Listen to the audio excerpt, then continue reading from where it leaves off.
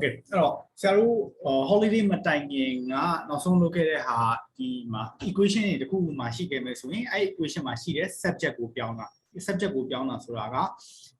ဆိုကြပါစို့ y ကို subject ထားမယ်ဆိုရင် y is equal to blah blah blah ဆိုပြီးသွားတဲ့ဟာမျိုးဥပမာလို့ပြောရမယ်ဆိုရင် 3x plus 2y is equal to 17ဆိုကြပါစို့ဒီလိုရှိတယ်အဲ့ကနေပြီးတော့မှ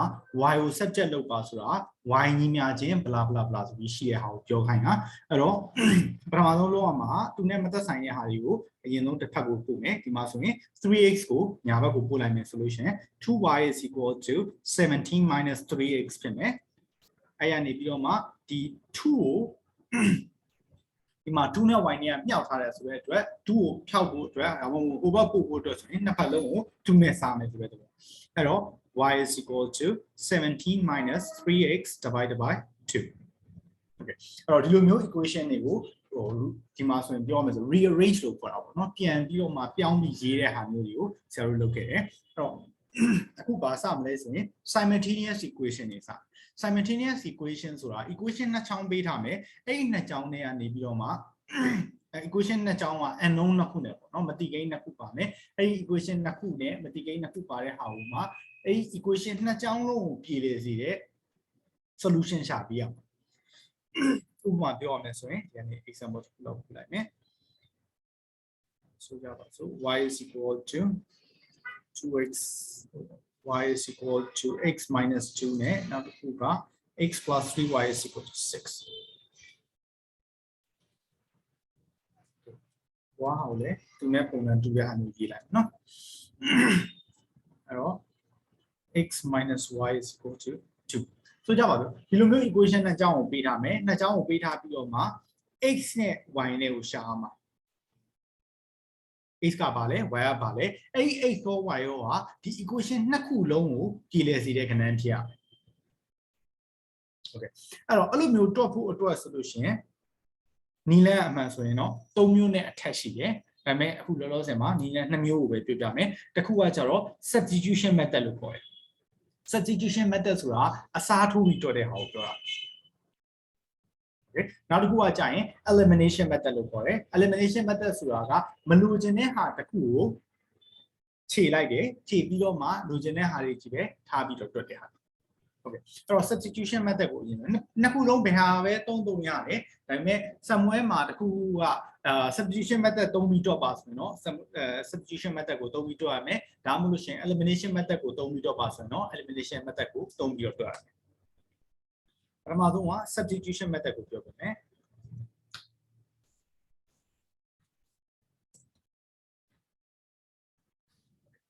အဲ့တော့ substitution method ဆိုတာကပထမဆုံးဘာလုပ်ရမလဲဆိုရင်သူတို့တွေမှာရှိတဲ့ဟာတွေကနေပြီးတော့မှတစ်ခုခုဒီမှာဒါ equation 1ဆိုကြပါလို့ဒီကောင် equation 2ဆိုကြပါလို့အဲ့တော့ equation 1ကိုသုံးပြီးတော့ပဲဖြစ်ဖြစ်2ကိုသုံးပြီးတော့ပဲဖြစ်ဖြစ်x is equal to တခုခုဖြစ်မယ်ဒါမှမဟုတ် y is equal to တခုခုဆိုပြီးတော့မှအရင်ပြောင်းရမယ်အဲ့တော့ဒီမှာဆိုရင် equation 1ကိုပြောင်းရတာပိုလွယ်တယ်အဲ့တော့ equation 1ကိုသုံးပါမယ် equation 1က x minus y is equal to 2အဲ့တော့ဒီမှာ y ကိုတခုလေးထားခဲ့ပြီးတော့မှကျန်တဲ့ဟာတွေကိုနောက်တစ်ဖက်ပို့မယ်ဆိုလို့စဉ်းစားလိုက်မယ်ဆိုလို့ရှိရင်y is equal to x minus 2ဆိုပြီးဖြစ်မယ်ဒါပြန်ပြီး rearrange လုပ်လိုက်တယ်နော်ပြန်ပြီးဆင်လိုက်တာ y ကို subject ထားပြီးတော့မှဒါတွေအကုန်လုံးပြန်ဆင်လိုက်တယ်ပြီးတော့ရင်ဘာလုပ်မလဲဆိုရင်ဒီကောင်က equation 3ဆိုပြီးတော့သတ်မှတ်တယ်ဆိုကြပါစို့အဲ့တော့ဘာလုပ်မလဲဆိုရင် put equation 3 into 2 okay ဒီ equation 3ကို equation 2အတွင်းထည့်ဘယ်လိုထည့်မလဲဆိုရင် equation 2က x plus 3y is equal to 6ဆိုပြီးရှိတဲ့ဟာကိုဒီမှာရှိတဲ့ y အစားဒီမှာရှိတဲ့ value နဲ့အစားထိုးအဲ့တော့ဆိုရင် x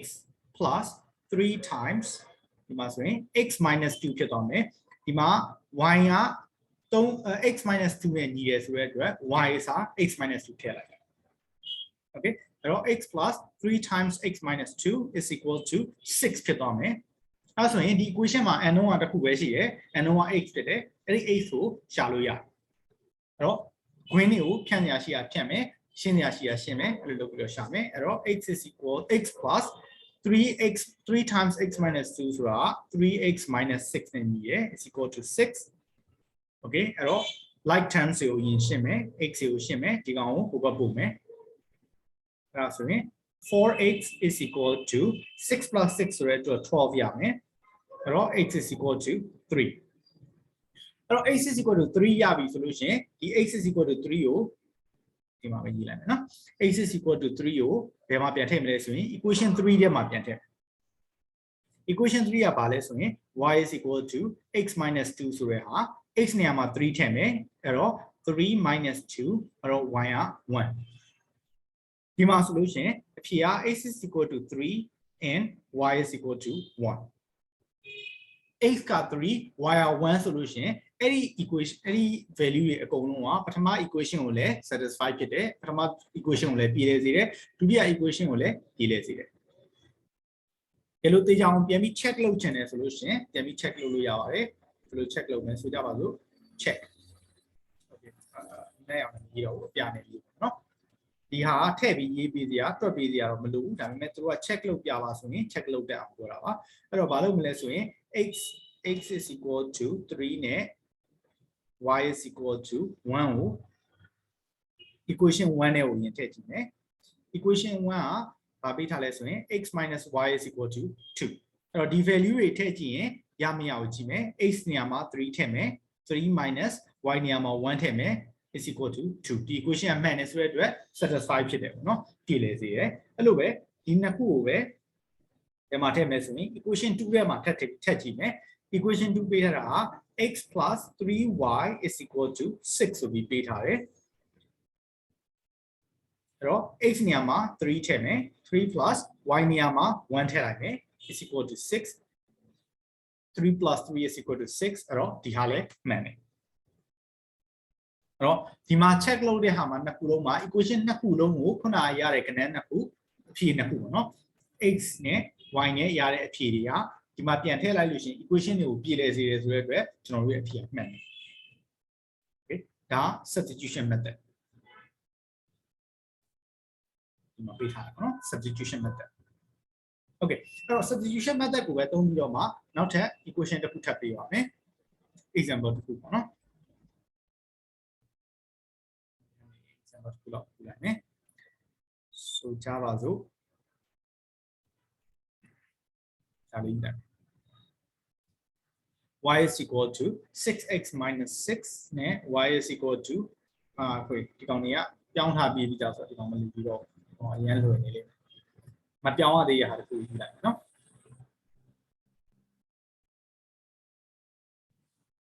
ဆိုကြပါစို့ဒီဟာယူတာပေါ့အဲ့တော့ 4x plus 3y is equal to 2 4x plus 3y is equal to 2ဒါပထမ equation ဒုတိယ equation က x minus 3y is equal to 8 x minus 3y is equal to 8 okay ဒီမှာကျတော့ equation နှစ်ခုပေးထားတယ်အဲ့နှစ်ခုတွေကနေပြီးတော့မှ x နဲ့ y နဲ့ကိုပဲရှာပေးရမယ် x ရဲ့ value ကဘယ်လောက်လဲ y ရဲ့ value ကဘယ်လောက်လဲရှာပေးတဲ့ value တွေအကုန်လုံးက equation နှစ်ခုလုံးကိုပြည်လဲစေရမယ် okay အဲ့တော့ခုနအတိုင်းပဲ substitution method နဲ့ပဲအရင်သွားမယ်ပြီးတော့မှ elimination method ကိုရှင်းပြပါမယ်အဲ့တော့ substitution method မှာဆိုရင်ပထမက equation တစ်ခုရှိတယ်ဒုတိယ equation တစ်ခုရှိတယ်အဲ့ရနေပြီးတော့မှဘယ်ဟာကိုသုံး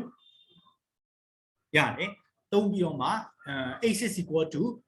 စသဖြင့်တစ်ခုရှိတာဒါမှမဟုတ် y is equal to စသဖြင့်တစ်ခုရှိတာဆိုပြီးယူမယ်ဒီမှာဆိုရင်လွယ်တာက equation 2ကိုယူလိုက်ရင်ပိုပြီးလွယ်မယ် equation 2က x minus 3y is equal to 8ဒီကနေပြီးတော့မှ x ကဘယ်လောက်လဲဆိုတာကိုရင်ရှာလိုက်မယ်အဲ့တော့ x is equal to 8 plus 3y okay ဒီဟာဆိုရင်ဒါ equation 3ရပါဘူးเนาะအဲ့တော့အခုဘာလုပ်တော့မလဲဆိုလို့ရှိရင် equation 3ကို equation 1ထဲမှာထည့် into equation 1 okay အမြဲတမ်းသိထားပါဒီမှာက2ယူထားရင်ဒီမှာ1နဲ့ကိုပြန်ထည့်ရမယ်ဒီဘက်မှာလို့1ကိုယူထားရင်2တဲ့ကိုထည့်ရမယ်မတူတဲ့ထဲကိုထည့်ရမယ် okay မဟုတ်လို့ရှင်တော့ဒီဟာအလုပ်လုပ်မှာမဟုတ်ဘူးအဲ့တော့မတူတဲ့ထဲကိုထည့်လိုက်ပြီဆိုလို့ရှင်ဘာရမလဲပထမဆုံး equation 1ပေးထားတာ 4x plus 3y is equal to 2 4x plus 3y is equal to 2အဲ့တော့ equation 3ကဘာပေးထားလဲဆိုလို့ရှင် x နေရာမှာ 8 plus 3y ကိုထည့်ပါတဲ့အဲ့တော့ထည့်လိုက်မယ် 4 multiplied by 8 plus 3y plus 3y is equal to 2 okay အဲ့တော့ဒီမှာဆိုလို့ရှိရင်ဒီ equation မှာနောက်ဆုံးရတဲ့ equation မှာကြာလို့ရှိရင်ဆရာတို့ရရတဲ့ဟာတွေအကုန်လုံးက y မဲပါတော့တယ် x မပါတော့ဘူးအဲ့တော့ unknown တစ်ခုပဲပါတယ်မသိကိန်းတစ်ခုပဲပါတယ်ဆိုရင် equation တစ်ခုရဲ့ကနေရှာလို့ရမယ်ဒီဟာကိုဖြတ်ပြီးတော့ရှာအဲ့တော့4 times x plus 3ဆိုတဲ့အတွက်8 4 32ပါ4 3 4 12y plus 3y is equal to 2 okay အဲ့တော့ like terms ကိုစုမယ်တူတဲ့ဟာတွေကိုစုပြီးတော့မှရှင်းမယ်ဒီမှာဆိုရင် 15y ရမယ်positive 32ကို over ပို့ရင် negative 32ရမယ်2 minus 32ရမယ်အဲ့တော့ 15y is equal to negative 30အဲ့တော့ဒီကနေဘာရလဲဆိုရင် y is equal to negative 2ရတယ်တကယ်လို့ဒါ y က negative 2ဆိုရင်ချာနော်အဲ့တော့ y က negative 2ကိုဘယ်ထဲထည့်မလဲဆိုရင်ဆရာတို့ equation 3တွေကိုပြန်ထည့်မယ် equation 3ကိုထည့် equation 3ကဘာပေးထားလဲ x is equal to 8 minus 8 plus 3y y နေရာမှာအနှုတ်နှစ်ထည့်မယ် y နေရာမှာနှုတ်နှစ်ထည့်ရင် 8 plus 3 multiplied by negative 2 okay အဲ့ဒါဆိုလို့ရှိရင် 8 minus 6ဆိုတဲ့အတွက် x က2ရတယ်အဲ့တော့ဆရာတို့အဖြေရပြီအဖြေက x is equal to 2 and y is equal to negative 2 okay အဲ့တော့ဒီအဖြေနှစ်ခုကခုနလိုပဲequation 1နဲ့ equation 2တွေကိုပြန်ထည့်ပြီးတော့မှအလုပ်လုပ်မလုပ်နှစ်ခုလုံးအဖြေမှန်မမှန်ကိုပြန်ကြည့်ခြင်း check လုပ်ချင်လုပ်လို့ရတယ်ဒီမှာမိုက်တော့လိုက်မယ်နော် check equation 1နဲ့ကိုထည့်မယ် equation 1နဲ့ကိုထည့်ရင်အဖြေက x is equal to 2နဲ့ y is equal to negative 2မိသွားမှာဆိုနော်အဲ့တော့ equation 1နဲ့ကိုထည့်လိုက်လို့ရှင်4 multiplied by 2 plus 3 multiplied by negative 2အဲ့ဒါ2နဲ့ညီမညီကြည့်ရအောင်နော်4 times 2က8 3 times negative 2ကnegative 6 which is equal to 2ဆိုတဲ့အတွက်ဒါလည်းမှတ်အဲ့တော့ equation 2ကိုပြန်ထည့်ခြင်းထည့်ကြည့်ပါ equation 2ကိုထည့်ကြည့်လိုက်လို့ရှင်x minus 3y ဆိုတဲ့ x က2 minus 3 multiplied by negative 2 is equal to 8ဟုတ်မဟုတ်ကြည့်ရမယ်အဲ့တော့2 negative 3နဲ့ negative 2နဲ့မြောက်လို့ရှင် positive 6 is equal to 8အဲ့တော့ဒါလည်းမှတ်အဲ့တော့ဆရာတို့ရတဲ့အဖြေဒီဟာမှန်ပါလေ okay ဒီဟာ substitution method ကိုပြောပြတယ်ရှေ့ကိုဆက်ပေးရမလားဒါမှမဟုတ်လို့ရှင်နောက်ထပ် equation တစ်ခုတော့ထပ်ပြီးတော့မှနောက်ထပ် example တစ်ခုတော့ထပ်ပြီးရှင်းပြအောင် example တစ်ခုတော့ထပ်ရှင်းပြဖို့လိုသေးလား no need no need okay တော့မလိုတော့ဘူးဆိုရင်ဆရာတို့ elimination method ကိုသွားမယ် elimination method ဆိုတာကဒီဟာလေးကိုယူပြီးဒီတိုင်းပဲပြန်ပြီးရှင်းပြမယ်နော် elimination method ဆိုတာဆရာတို့မလိုအပ်တဲ့မလိုချင်တဲ့ဟာတစ်ခုကိုဆရာတို့ဖြတ်လိုက်မယ်ဖြတ်တယ်ဆိုတာခြေလိုက်တာပေါ့နော်တစ်ခုပေါင်းတာနှုတ်တာလုပ်ပြီးတော့မှခြေလိုက်မယ်အဲ့ဒါဆိုလို့ရှိရင်ဆရာတို့ equation ထဲမှာ unknown တစ်ခုပဲပါတော့မယ်မသိကိန်းတစ်ခုပဲပါတော့မယ်မြန်မာကျောင်းနေမှာလည်းဒီ method ကပြောပြီးသားပါဥပမာဆိုလို့ရှိရင်ဒီပထမရှိတဲ့ equation နဲ့ဒုတိယရှိတဲ့ equation ကိုကြည့်လိုက်မယ်ကြည့်တဲ့အချိန်မှာ x ကဒီမှာ4နဲ့မြောက်သွားတယ် 4x ရှိတယ်နောက်တစ်ခုက x ကတစ်လုံးနဲ့ပဲအဲ့တော့ဒီနှစ်ခုကိုပေါင်းတော့နှုတ်တာနဲ့ x ကိုခြေလို့တော့မရဘူးဒါပေမဲ့ဒီမှာဆိုရင် positive 3y နဲ့ negative 3y ရှိတယ်အဲ့တော့ equation နှစ်ခုကိုပေါင်းလိုက်တာနဲ့ဒီ 3y နှစ်ခုကခြေသွားမယ် okay အဲ့ဒါလေးကို equation နှစ်ခုကိုဆရာတို့ပေါင်းချလိုက်မယ်ပေါင်းချလိုက်တယ်ဆိုတာအပေါ်မှာ 4x နဲ့ x နဲ့ကိုပေါင်းလို့ရှိရင်ဒီမှာ 5x ဖြစ်မယ် 3y နဲ့ negative 3y နဲ့ပေါင်းလို့ရှိရင်0ပဲရမယ်အဲ့တော့ plus 0လို့ပဲရေးလိုက်မယ် this is equal to 10ဒီမှာဆိုလို့ရှိရင် 5x is equal to 10ရပါပြီအဲ့ဒါဆိုရင် x is equal to 2 okay x is equal to 2ရသွားလို့ရှိရင်ဒီဟာကိုယူပြီးတော့မှကြိုက်တဲ့ထဲကိုထည့်လို့ရတယ် equation 1နဲ့ကိုထည့်လို့ရတယ် equation 2ရဲ့ကိုထည့်လို့ရတယ်ကြိုက်တဲ့ထည့်ကိုထည့်ပါအဲ့တော့ x is equal to 2ဆရာတော့ equation 1နဲ့ကိုထည့်လိုက်မယ် equation 1နဲ့ကိုထည့်လိုက်ရင် 4x ဆိုတဲ့အတွက်4 times 2 plus 3y is equal to 2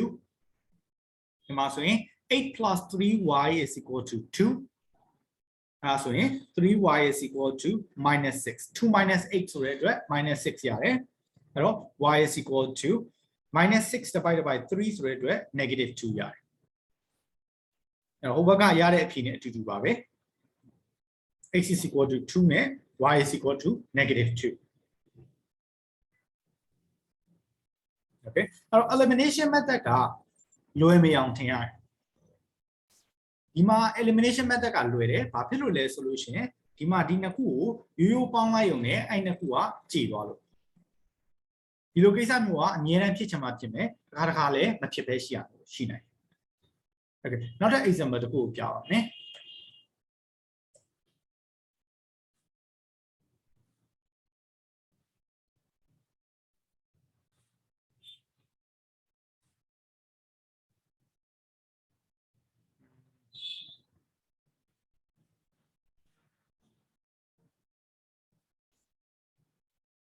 ဒီ example လေးသိပါဦးအဲ့တော့ကျမ်းမဲ့ရေးလိုက်မယ်နော် 3x plus 2y is equal to say 12 the equation ကိုစိတ်ထဲလာတဲ့ဟာရေးနေပါတော့နော် 2x plus 2y is equal to say 8 okay ဒီလိုရှိလို့ဆိုရင်ဒီမှာ equation နှစ်ကြောင်းရှိတယ်အနှုံးကလည်းနှစ်ခုပဲအဲ့တော့ simultaneous equation တွေကို elimination method ပေါ့နော်ခြေတဲ့ method နဲ့သုံးဒါပေမဲ့ဒီနေရာမှာပေါင်းလိုက်ရုံနဲ့တော့ဘယ်ဟာမှခြေမသွားဘူးအဲ့တော့ဒီမှာကြည့်ပါ 3x နဲ့ 2x နဲ့ပေါင်းရင် 5x ဒါပေမဲ့ဆရာတို့ x ကခြေမသွားဘူးအဲ့လိုပဲဒီမှာ 2y နဲ့ 2y နဲ့ပေါင်းလိုက်ရင်ဆိုနှစ်ခုလုံးအပေါင်းလေးပဲဖြစ်နေတဲ့အတွက် 2y နဲ့ 2y နဲ့ပေါင်းလိုက်ရင် 4y အဲ့တော့ဆရာတို့ဒီမှာဆိုရင်တော့အပေါင်းပေါင်းလိုက်ရုံနဲ့တော့နှစ်ခုလုံးဒီတဲ့ unknown ပေါ့မတိကိန်းနှစ်ခုတွေကတစ်ခုမှကြည့်မသွားဘူးအဲ့တော့ပေါင်းတာမကြည့်ပေမဲ့နှုတ်ရင်တော့ကြည့်သွားတယ်ဒီမှာကြည့်မယ်ဆိုရင် 3x minus 2x ဆိုတဲ့အတွက်ဒီမှာ x ပဲကျန်မယ် 2y minus y ဆိုတဲ့အတွက်ဒီမှာ0ပဲကျန် is equal to 12 minus 8ဆိုတဲ့အတွက်ဒီမှာ4ကျန်အဲ့တော့ x is equal to 4အဲ့လိုပဲ x is equal to 4ရပြီဆိုရင်4ကိုကြိုက်တဲ့နေရာမှာထည့်လို့ရတယ်ဆိုကြပါစို့ x is equal to 4ကိုဘယ်နေရာမှာထည့်မလဲဆိုရင်ဒါဒုတိယ equation မှာထည့်ကြည့်အောင်2 multiply by 4 plus 2y is equal to 8အဲ့တော့4နဲ့4က8 plus 2y is equal to 8အဲ့တော့ 2y is equal to 0 y is equal to 0အဲ့တော့ဆရာတို့ဖြေရပါပြီ x is equal to 4နဲ့ y is equal to 0 okay အဲ့တော့ဆရာတို့ elimination method မှာအမြဲတမ်းပေါင်းလို့လည်းမရဘူးအမြဲတမ်းနှုတ်လို့လည်းမရဘူးသူ့ရဲ့ scenario ပေါ့နော်နေထားပုံမူတည်ပြီးတော့ပေါင်းနေရင်ပေါင်းရမယ်နှုတ်တင်နှုတ်ရမယ် okay အဲ့တော့ဒီအတိုင်းပေါင်းလိုက်နှုတ်လိုက်ရုံနဲ့တော့အမြဲတမ်းကြည်သွားတာမျိုးမဟုတ်ဘူးမကြည်သွားတဲ့အခြေအနေတွေလည်းရှိနိုင်ဥပမာပြောရမယ်ဆိုလို့ရှိရင်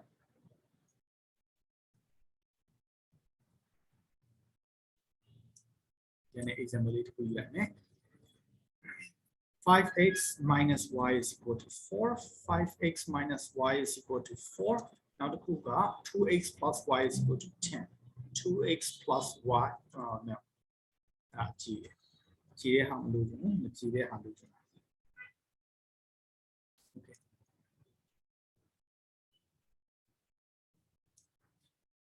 ဒီဟာလေးပဲနော်အဲ့တော့အဲ့ဒါလေးနောက်ကကဏ္ဍကြည့်နောက်ကကဏ္ဍကြည့်ရတယ်မလို့ကြဒီဟာယူ okay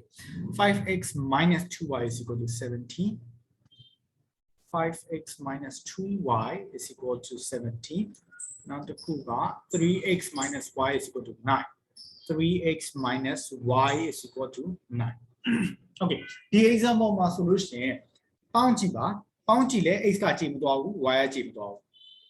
နှုတ်ကြည့်ပါ နှုတ်ကြည့်ရင်လည်း x ကလည်းကြည့်မသွားဘူး y ကလည်းကြည့်မသွားဘူးအဲ့တော့သူတို့ကိုပေါင်းလိုက်နှုတ်လိုက်ရုံနဲ့ကြည့်သွားအောင်ပြောင်းလဲမှုတွေလုပ်အောင်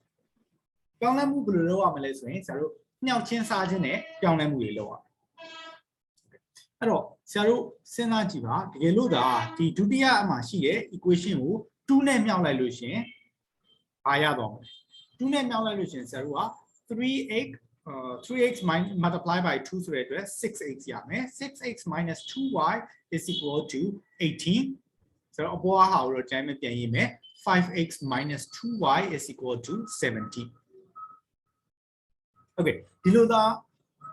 အောက်ကဟာကို2နဲ့သာမြောက်လိုက်ပြီဆိုလို့ရှင်ဆရာတို့ဒီ equation နှစ်ခုကိုနှုတ်လိုက်တာနဲ့ y ကကြည်သွားတော့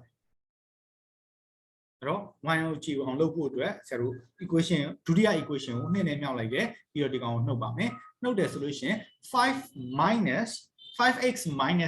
ဆိုတဲ့အတွက် minus x ကျန်မယ် 2y minus 2y minus နဲ့ minus ဆိုတော့ plus ဖြစ်သွားတယ်ဖြစ်သွားပြီးတော့မှဒီညမှာ0ပဲကျန်တော့ is equal to 17 minus 18 ဆိုတဲ့အတွက် negative 1 ရပါတယ်အဲ့တော့ x is equal to 1အဲ့တော့ x is equal to 1ဆိုရင်ဒီ1ကိုခုနကြိုက်တဲ့နေရာမှာပြန်ထည့်လို့ရမယ် x is equal to 1ကို equation 1မှာထည့်တယ် equation 2မှာထည့်တယ်ရပါတယ်ဆရာတို့ equation 2မှာထည့်မယ်အဲ့တော့ 3x minus y is equal to 9 x နေရာမှာ1ထည့်မယ်အဲ့တော့ 3 minus y is equal to 9အဲ့တော့ဘာရလဲဆိုရင် y is equal to negative 6 ရပါတယ်အဲ့တော့ဆရာတို့ဖြေရပြီဖြေရ x is equal to 1နဲ့y is equal to minus 6 okay အဲ့တော့ဒါမျိုးပြောင်းရတယ်နောက်ထပ် equation နောက်ထပ်ဥစ္စာတစ်ခုလောက်ကိုထပ်တွက်ပြပါမယ်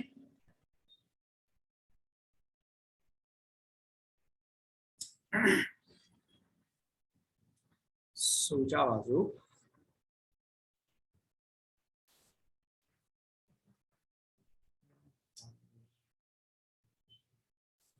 ဒီကောင်မျိုးပေါ့ okay အဲ့တော့ 2x plus y is equal to 8 2x plus y is equal to 8နောက်တစ်ခုက x minus 3y is equal to 11 x minus 3y is equal to 11 okay ဒီနှစ်ခုမှာကြည့်လိုက်ပြီဆိုလို့ရှင်ပေါင်းကြည့်လို့ရှင်လည်း x ကကြည်သွားတာမရှိဘူး y လည်းကြည်သွားတာမရှိဘူးနှုတ်ကြည့်လို့ရှင်လည်း x ကကြည်သွားတာမရှိဘူး y လည်းကြည်သွားတာမရှိဘူးဒါပေမဲ့ဆရာတို့တစ်ခုခုပြောင်းလဲမှုတစ်ခုခုလုပ်လိုက်မယ်ဆိုလို့ရှင်တော့ဒီထဲကဟာတွေကိုပေါင်းတာနှုတ်တာနဲ့ကြည်သွားနိုင်တယ်တရားတော့ပြောကြည့်ပါလားဘယ်လိုမျိုးဟာမျိုးအပြောင်းလဲလုပ်လို့ရနိုင်လဲညောက်တာစားတာနဲ့ပတ်သက်ပြီး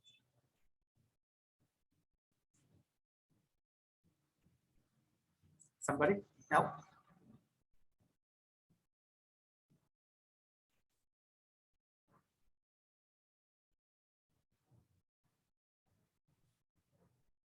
okay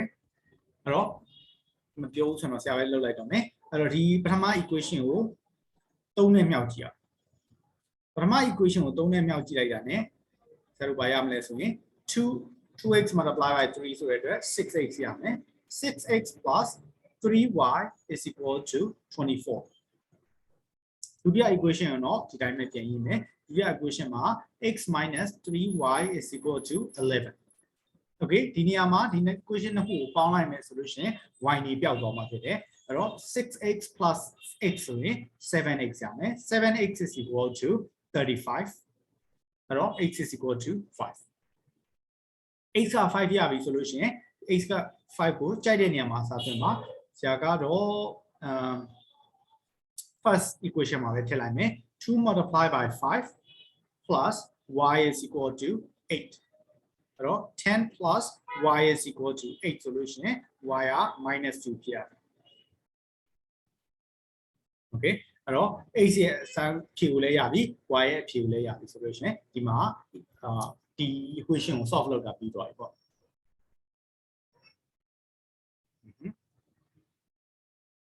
okay အဲ့တော့မြဲတမ်းဒီထက်ကတစ်ခုခုကိုပဲအပြောင်းလဲလုပ်ရမှာလားဆိုတော့လည်းမဟုတ်တချို့အခြေအနေတွေမှာအပြောင်းလဲကို equation နှစ်ခုလုံးကိုလုပ်ရတဲ့အခြေအနေမျိုးရှိနိုင်တယ် okay အဲ့တော့အဲ့လိုအခြေအနေမျိုးကိုဆက်လေးပြပြမယ်ဆိုကြပါစို့ဒီ question equation မှာဆိုရင် 3x minus 2 is equal to 5 3x minus 2y is equal to 5 နောက်တစ်ခုက 5x minus 3y is equal to 8 5x minus 3 minus 3y is equal to 8 okay အဲ့တော့ဒီဟာတွေမှာဒီ equation နှစ်ခုထဲမှာဆိုလို့ရှိရင်ဒီရိုးပိုင်းုံနဲ့လည်းခြေသွားတာမရှိဘူးနှုတ်ုံနဲ့လည်းခြေသွားတာမရှိဘူး changes လုပ်တဲ့အချိန်မှာလည်းတစ်ခုတည်းကို changes လုပ်လို့မရဘူးတစ်ခုတည်းကိုပဲပြောင်းလဲလို့မရဘူး equation နှစ်ခုလုံးကိုပြောင်းလိုက်မှာဆရာတို့လိုချင်တဲ့တစ်ခုကိုခြေလို့ရတဲ့အနေအထားကိုရောက်တယ် okay အဲ့တော့ဒီမှာဆိုလို့ရှိရင်ဆရာအနေနဲ့ခြေချင်တာက y ကိုခြေချင်တယ် x ကိုဒီတိုင်းပဲထားခဲ့အဲ့တော့ y ကိုခြေဖို့ဆိုလို့ရှိရင် y မှာရှိတဲ့သူ့ရဲ့ coefficient ကိုခေါ်တယ်သူနဲ့တွဲထားတဲ့မြောက်ထားတဲ့ကဏ္ဍတွေကတူအောင်အဲ့တော့ minus 2y ကို 3y နဲ့တူအောင်လုပ်လို့ရမယ် level တစ်ခုကိုလိုက်ရှာကြည့်မယ်ဆိုရင်ဆရာတို့အငယ်ဆုံးပုံစာတုတ်ကင်းကိုရှာအငယ်ဆုံးပုံစာတုတ်ကင်းရှာလို့ရှိရင်သူက6ဟုတ်ပြီလားအဲ့တော့သူတို့ရဲ့အငယ်ဆုံးပုံစာတုတ်ကင်းက6ဖြစ်တယ်အဲ့ဒီအတွက်2ဒီကောင်ဟာကို 2y ကို6ဖြစ်အောင်လုပ်ဖို့အတွက်3နဲ့မြောက်အောင်အဲ့တော့ဒီ equation ကိုဘာလုပ်မလဲဆိုရင်ဆရာတို့3နဲ့မြောက်မယ်အောက်က equation ကိုကြတော့2နဲ့မြောက်မယ်ဘာလို့ဆိုတော့3ကို6ဖြစ်အောင်လုပ်မယ် okay အဲ့တော့အပေါ်ကဟာကို3နဲ့မြောက်လို့ရှိရင် 9y minus 6y is equal to 15အောက်က equation ကို2နဲ့မြောက်လို့ရှိရင် 10x minus 6y is equal to 16 okay ရပြီအဲ့တော့မှဒီ equation နှစ်ခုကိုနှုတ်လိုက်မယ်အဲ့တော့ဒီ equation ကိုနှစ်ခုကိုနှုတ်လိုက်ပြီဆိုလို့ရှိရင်ကျွန်တော်ဘာရမလဲဆိုရင် 9x minus 10x ဆိုတဲ့အတွက်ဒီညမှာ minus x ရမယ်အပေါ်က y နှစ်ခုကတော့ကျေသွားမယ် this is equal to 15 minus 16 ဆိုတဲ့အတွက် negative 1 ရမယ် x is equal to 1အဲ့တော့ x is equal to 1ကိုကြိုက်တဲ့နေရာမှာပြန်ပြီးစထုတ်ပါ x is equal to 1ဆရာတော့ first equation မှာပဲထည့်လိုက်မယ်3 multiply by 1 minus 2y is equal to 5အဲ့တော့3 minus 2y is equal to 5အဲ့တော့negative 2y is equal to 2 y is equal to minus 1အဲ့ဆက်လို့ဖြေရပါပြီ x is equal to 1 and y is equal to negative 1အဲ့တော့ elimination method သုံးတော့မယ်ဆိုလို့ရှိရင်တော့အခြေအနေအများကြီးတွေ့နိုင်တယ်အခြေအနေအများကြီးတွေ့ပြီးတော့မှသူတို့တွေကိုမြောက်တင်တာမြောက်စားတင်တာစားအပြောင်းလဲတချို့လုပ်ပြီးတော့မှခြေတဲ့ဟာတွေကိုလုပ်လို့ရတယ် substitution method ဆိုရင်တော့အဲ့ဒါမျိုးတွေတိတ်မလို့လာဘူး x is equal to ဆိုပြီးတော့မှ equation တစ်ခုကိုရေးလိုက်ရေးပြီးတော့မှဒုတိယ equation တွေကိုပြန်ထည့်လိုက်ဒါမှမဟုတ်လို့ရှိရင် y is equal to ဆိုပြီး equation ရအောင်ပြောင်းလိုက်ပြောင်းပြီးဒုတိယ equation ကိုထည့်လိုက် okay အဲ့ဒါမျိုးလုပ်ပြီးတော့မှတွက်လိုက်မယ်ဆိုရင်တော့အဖြေရတယ်တကယ်လို့ somewhere မှာမေးခွန်းတွေထဲမှာဘာမှပြောမထားဘူးဆိုလို့ရှိရင်တော့ကြိုက်တဲ့ method ကိုသုံးပြီးတွက်လို့ရတယ်တကယ်လို့မေးခွန်းထဲမှာတခုခုပြောထားတယ်ဆိုလို့ရင်ဆိုကြပါစို့ elimination method ကိုသုံးပြီးတွက်ပါဆိုရင်တော့ elimination method ကိုသုံးပြီးတော့တွက်ရမယ်အဲ့လိုမဟုတ်ဘူး substitution method ကိုသုံးပြီးတွက်ပါဆိုရင်တော့ substitution method ကိုသုံးပြီးတော့တွက်ရမယ် okay အဲ့တော့နောက်ဆုံးတစ်ခုအနေနဲ့ဒါမျိုး equation နှစ်ခုလုံးကိုအပြောင်းလဲလုပ်ဖို့လိုတဲ့မေးခွန်းတစ်ခုပုံစံတစ်ခုကိုထပ်ပြီးတွက်ပါမယ်အဲ့ဒါပြီးရင်တော့ဆက်လို့တကယ်လို့မေးစီးပုံးလေးတွေရှိလို့ရှိရင်ဖြေပါမယ်ပြီးရင်တော့ပြီးတော့မယ်နော် okay ဆိုကြပါစို့ဆရာတို့ရှိတဲ့ equation ကဒီဟာပဲဆိုကြပါစို့ 2x minus 7y minus 18 is equal to 0 2x minus 7y minus 18 is equal to 0 နောက်တစ်ခုက 3x minus 5y minus 5 is equal to 0 3x minus 5y minus 5 is equal to 0 okay ဒီနှစ်ခုကိုဘာမှမလုပ်ခင်ကဏ္ဍတွေကိုဟိုဘက်ရင်ပို့လိုက်မယ် 2x minus 7y is equal to 18 နဲ့ 3x minus 5y is equal to 5 okay ဒီမှာဆိုရင် x ကိုခြေလို့ရမယ်သို့မဟုတ်ရင် y ကိုခြေလို့ရမယ်ဘယ်ဟာကိုခြေရင်ကိုကပြောင်းလဲလုပ်လို့ရမယ်ဒီမှာတော့ဆရာထုံးစံအတိုင်းပဲ y ကိုခြေလိုက်မယ် y ကိုခြေဖို့ဆိုလို့ရှိရင် y ရဲ့ coefficient နှစ်ခုလုံးကတူပါy ရဲ့ coefficient နှစ်ခုတူဖို့ဆိုတာသူတို့မှာရှိတဲ့ least common multiple လို့ခေါ်တဲ့အငယ်ဆုံးဘုံစာတုပ်ကိုရှာလိုက်မယ်9ရဲ့ခွန်ရဲ့နဲ့အငယ်ဆုံးဘုံစာတုပ်က35အဲ့တော့35ရအောင်အပေါ်မှာရှိတဲ့ equation ကိုဆရာတို့9နဲ့မြောက်မယ်အောက်မှာရှိတဲ့ equation ကို9နဲ့မြောက်မယ် အဲ့ဒါဆိုရင် y ရဲ့ coefficient y မှာရှိတဲ့မြောက်ထားတဲ့ gain တွေက35ဖြစ်ပါတယ်အဲ့တော့အပေါ်ကဟာကို9နဲ့မြောက်မယ်ဆိုလို့ရှိရင် 10x minus 35y is equal to 90အောက်ကဟာကို9နဲ့မြောက်မယ်ဆိုရင် 21x minus 35y is equal to 35 okay ဒီအခြေအနေမှာဆရာတို့နှစ်ခုလုံးကိုနှုတ်လိုက်နှစ်ခုလုံးကိုနှုတ်လိုက်ပြီဆိုရင်ဆရာတို့ 10x minus 21x ဆိုတဲ့အတွက် minus 11x ရမယ်နောက်တစ်ခုက is equal to 90 minus 35 90တွေက35ကိုနှုတ်လို့ရှိရင်55 okay အဲ့တော့ x is equal to minus 5ဒီလို x က minus 5ရသွားပြီဆိုရင်အဲ့ဒီ x ကိုကြိုက်တဲ့ equation မှာပြန်ထည့်လို့ရပါတယ် x is equal to minus 5ကိုဘယ်မှာထည့်မလဲဆိုတော့ဒီခါတော့ second equation မှာထည့်ကြိုက်တဲ့ equation မှာထည့်လို့ရတယ်ကိစ္စမရှိဘူး second equation မှာထည့်မယ်3 multiplied by minus 5 minus 5y is equal to 5 အဲ့တော့ 3 times minus 5 က negative 15 minus 5y is equal to 5 အဲ့တော့ minus 5y is equal to negative 20 y is equal to 4အဲ့တော့ဆက်အဖြေရပြီ x is equal to negative 5နဲ့ y is equal to 4ဆရာတို့အတွက်အဖြေဖြစ်တယ်အဲ့တော့ equation နှစ်ခုပေးထားတယ် unknown နှစ်ခုပါတယ်အဲ့ဒီ equation နှစ်ခုတွေက unknown နှစ်ခုကိုရှာပါဆိုလို့ရှိရင်ဆရာတို့ simultaneous equation လို့ခေါ်တယ်အဲ့ဒီဟာတွေကိုရှင်းမယ်ဆိုရင်အခုလောလောဆယ်မှာသင်လိုက်တာ equation ရှင်းလို့ရတာနှစ်မျိုးရှိမယ်တစ်ခုက substitution method လို့ခေါ်တယ်အစားထိုးပြီးတွေ့ဒီလိုမျိုး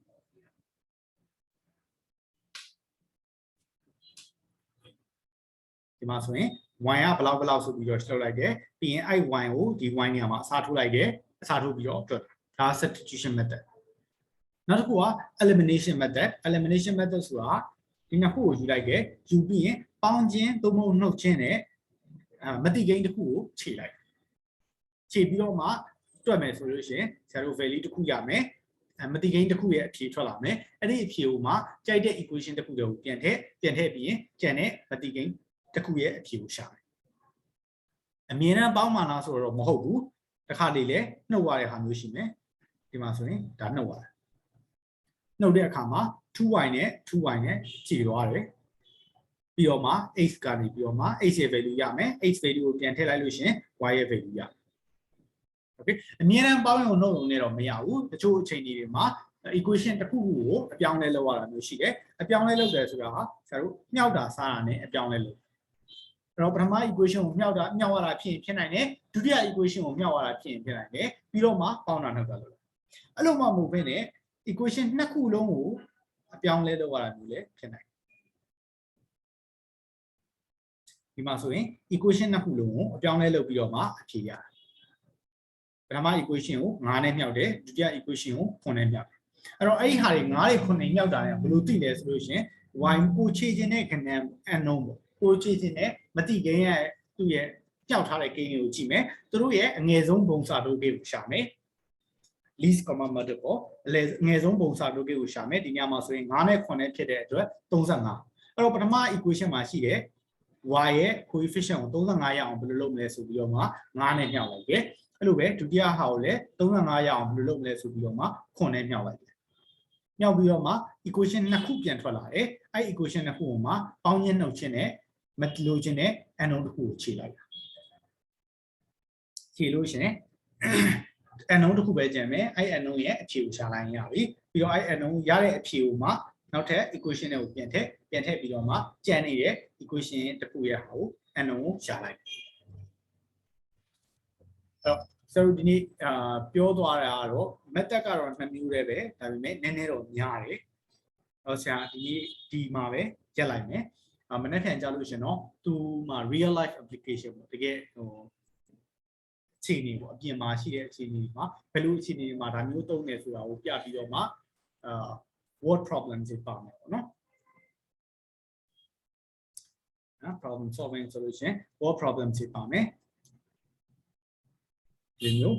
ဥစ္စာတွေပေးထားတဲ့ဟာကို equation အနေနဲ့ပြန်ရေးမယ် equation နဲ့ပြန်ရေးပြီးတော့မှလိုချင်တဲ့ဟာတွေကိုပြန်ပြီးယူ ဒီမှာဆိုလို့ရှိရင် shopping သွားတယ်သွားလို့ရှိရင်ဘယ်သူကဘာဝယ်တယ်ဘယ်လောက်ကျတယ်ဘယ်သူအပြင်ဘာဝယ်တယ်ဘယ်လောက်ကျတယ်အဲ့ဒါဆိုရင်သူတို့ရဲ့တန်ဖိုးတွေကဘယ်လောက်လဲဆိုပြီးတော့ရှာရတဲ့ဟာ